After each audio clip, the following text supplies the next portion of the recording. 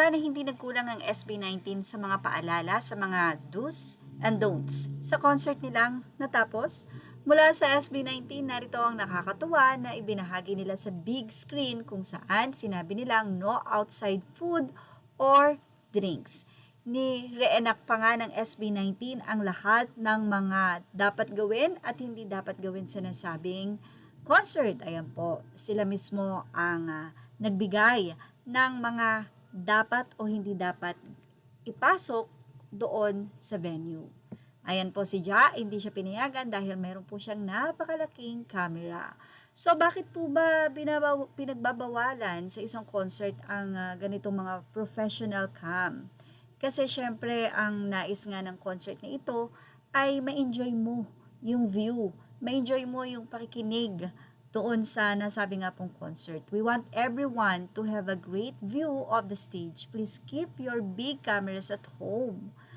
Yeah, although may mga vlogger, may mga content, so pwede na man yung cellphone na yan, inalaw nila yan. So ayan, dahil ayaw makinig, yan ang gagawin sa inyo. Kayo ay palalabasin. Well, kaya dapat walang magtatampo sa mga nagrereklamo sa social media dahil sabi nga natin hindi sila nagkulang. So ayan, yung concern mo sa nasa likod sa'yo dahil ikaw itinataas mo pa yung kamay mo sa sobrang tuwa, siyempre isipin mo rin yung nasa likod mo na hindi na makakita. So keep it level. Sinabi yan. So ito po ay sa mga future, no? Kahit natapos na ang nasabi nga pong concert ng SB19, pero for sure ito pa rin yung mga i-implement nila.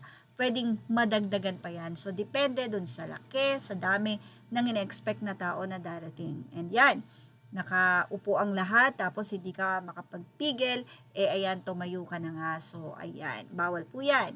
Dahil hindi makikita din nung nasa likod mo. So, lahat sana may enjoy. May mga ganito po talaga na pupunta sa harapan, tapos ganito ganon, hanggang sa hindi na makita ng lahat, hanggang sa lahat maggagayahan na. So, please, don't stand or jump. Let's make sure everyone behind you can see the show clearly. Stay safe and stay in your spot. Unless ng araw na syempre, may naging exemption naman dyan. So, pwede kang tumayo hanggat hindi inuutos. Pero kapag inutos na nga po ng isang Josh Cullen, ayan. So, pwede na nga po daw kayong mag-stand. Unless utos ng Josh na tumayo na. Alam niyo po ba yung nag-video nito? Credit sa nag-video. Talaga namang nakakatuwa yung kanyang tawa. At na-appreciate niya ng sobra ang SB19 sa kanilang kakulitan. So, sabi nga sa comment section, hindi na yata titino ang mga bano na to kahit anong gawin. So, ito pa, ipinakita rin nila Pablo yung example and ni Stel na dapat ay clay go. So, clean as you go. Hanggat maaari nga, may dala-dala kayong dapat sariling plastic bag and then ilagay ito sa inyong bag at ito ay iuwi nyo sa inyong bahay. Doon itapon. So, be responsible kahit naman hindi sa anumang concert, kahit kayo ay nasa jeep or kayo ay naglalakad, kumain kayo ng candy, don't throw it away. Just put it in your pocket. No? At ito po ay ilagay sa proper na dapat kalagyan. Dahil yan po ay magsasanhi ng flood. Speaking of flood control, ayan. But anyway, eto nga po yung mga ibinahagi ng SB19. Ayan, yung wag mong i-video yung kapwa mo na wala niyang consent. Video ka ng video. Siyempre, ayaw mo naman gawin yan. Dahil kung sa'yo gawin, gugustuhin mo po ba? Ayan, kung ano yung ginawa sa'yo, ayan, gagawin sa'yo.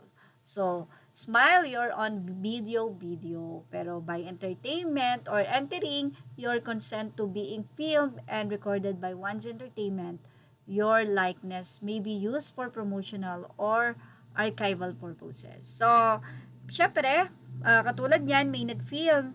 So, magpapaalam na pwede ka bang interviewin. Yun, pwede po yun magpaalam ka. Pero yung walang consent, so wag na wag natin gagawin. So, yan po yung mga naging do's and don'ts sa concert ng SB19. Kaya doon po sa mga nagrereklamo, nako, simulat sa poll pa lang, ibinahagi na po nila. And then sa mga nawalan, sorry for your loss.